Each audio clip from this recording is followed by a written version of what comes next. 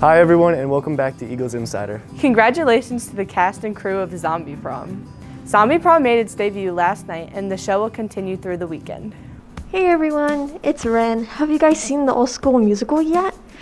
Yeah, I haven't personally because I'm kind of stuck backstage, but I'm sure it looked amazing from the audience because so much effort was put into it. I think a lot of blood, sweat, and tears from the cast and crew. So, since TSB is about seniors, me and Todd were thinking about shining a spotlight on the amazing seniors in the cast and crew. How about a word or two from this bunch? Hey. So, what was your role? I'm assistant stage manager. I play Miss Delilah Strict in Zombie Prom. I played Johnny Warner, the lead male character in the musical Zombie Prom. I am Ginger. Peaches. I play Eddie Flagrante. I play Toffee. And what's your favorite part of being part of the cast and crew? Spending time with my friends. I like to sing and just dance around with some of my friends. My favorite thing about being in the cast is the people, the energy, and the fun. I like being in the cast because we're really kind of a little family. I guess dancing, honestly, because that's like my thing, and also just hanging out with friends over after school. Yeah, so the people, but also like, I don't know, it's just really nice to be back on stage. Just meeting new people. I've made some new friendships with the group, and I love that we all have a love for singing and dancing too. So, what's your favorite memory so far? Painting this desk that we're going to use with my best friend. Two of my friends and I, we DoorDash Pancheros here, and I really like that. Being casted for this, also being inducted into the Honor Society. Well, my favorite memory right now is, I'm sorry, Elizabeth, but it's sometimes when you mess up, it's really funny because I just watch you and you're like Spinning in a skirt. My favorite color, I'm so glad you asked. I usually go for a nice yellow. when we did Johnny Don't Go for the first time, we were constantly trying to make sure that I wouldn't fall off the thing because I was trying to jump on, but I'm very short, so I couldn't make it on. What are you gonna do with your free time after the show's over? Go straight into doing book for softball. Yikes. I'm excited to have my social life back. I really can't do a lot of things. All I do is work, sleep, and Zombie Prom. To basically revive my sleep schedule, get that back in order, and get my body ready for track. Well, I do have Night at the Nest practice, which is all that, and I also think I'm gonna hang out with friends a lot more. Probably work more, sadly. I'm just excited to have my time back. I am excited because I love the show and I love doing shows, but it is kind of nice to be able to have time for myself. I'm gonna get ready for college, finally make a decision, and hopefully still hang out with my new friends from the cast. I play Eddie Flagrante. Today is March 4th and it's the first Friday of March. That means Happy Employee Appreciation Day.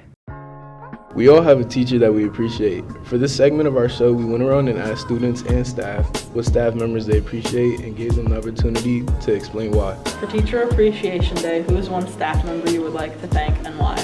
I would like to thank Toby Jeffries, the head football coach here at South Hardin. He's an amazing teacher, great person in general, likes helping his players on and off the field. So I'd like to thank him for that. I'd like to thank Ms. T for helping me in Spanish 2 years ago. I would like to thank Mr. Hall. He's taught me a lot about teaching and coaching, and he keeps his math classes really fun. I think he's a great guy. I'd like to thank Mr. Hall, considering he supplies me with bubble gum during house. He doesn't know that he supplies me with bubble gum, but he leaves a giant jar of it on his desk, and I just wanted to thank him for that. Thank you. Before we get into the month of March, let's look back a couple weeks. Here's more on President's Day.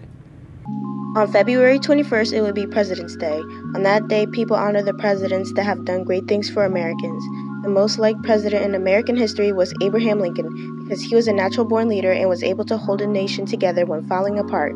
There are other good presidents like George Washington, who was well known to be a person who had patience, drive, and responsibility. Because of this, President's Day is actually on Washington's birthday. Let's appreciate all the hard work that certain presidents have done for the country.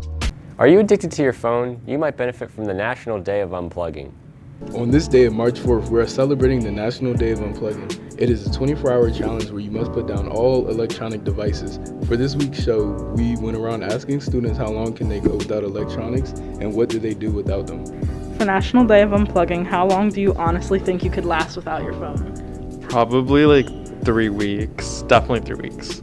I could probably last about like a week. For National Day of Unplugging, what do you do when you have no electronics around? I don't like not having electronics around. I feel like I'm losing my mind. Sleep. Sleep. Get outside, relax, unwind, spend some time with loved ones. Now let's check out more on electric cars. Many popular car companies are starting to switch to electric vehicles. Aside from zero emissions, electric vehicles are also better energy efficiency, performance, convenience, and maintenance. They're also cheaper when it comes to daily costs due to the fact that you don't have to pay for gas. Companies like Volvo, Mercedes-Benz, and Land Rover look to be producing only electric vehicles by 2030. Some have even released electric vehicles such as Ford with the Mustang Mach-E and the Ford F-150 Lightning. The F-150 Lightning is a very cool electric vehicle. It has the ability to run appliances from the truck's battery. For example, if your power goes out, the truck can use the battery to supply power to the home. You also have a large, lockable, and weather-sealed frunk to take up the space of where the engine would be.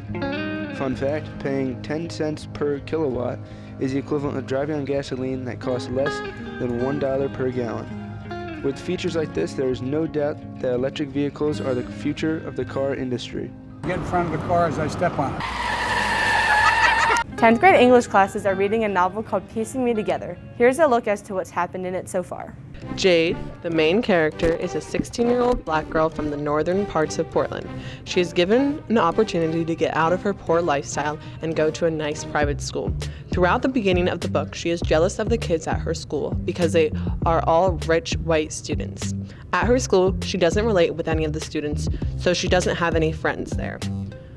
One of the things she has to do to pass the time is making collages.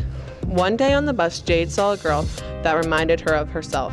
At this point in the book, Jade is trying to connect with Sam and get to know where she is coming from.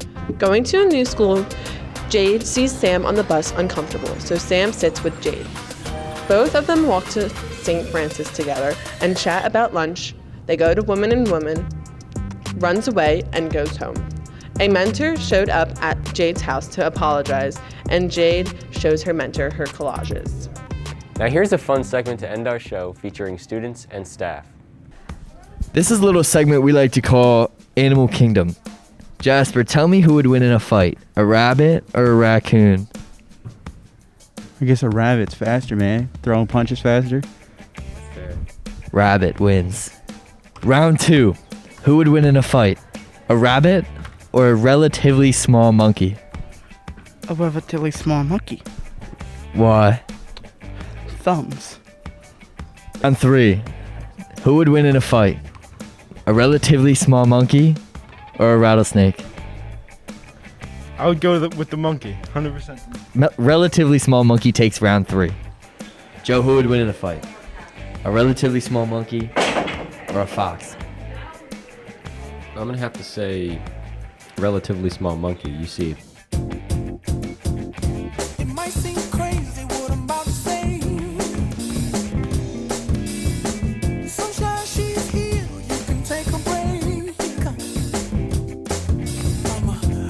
Pablo, who would win in a fight?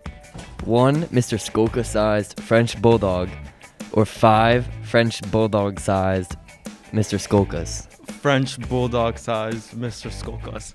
Who would win in a fight? Mr. Hart or a really angry kangaroo? Mr. Hart. Thank you everyone for watching. We hope to share with you our next show in 2 weeks. Stay tuned for more on the South Hunterdon girls flag football team and St. Patrick's Day. Have a great weekend, everybody.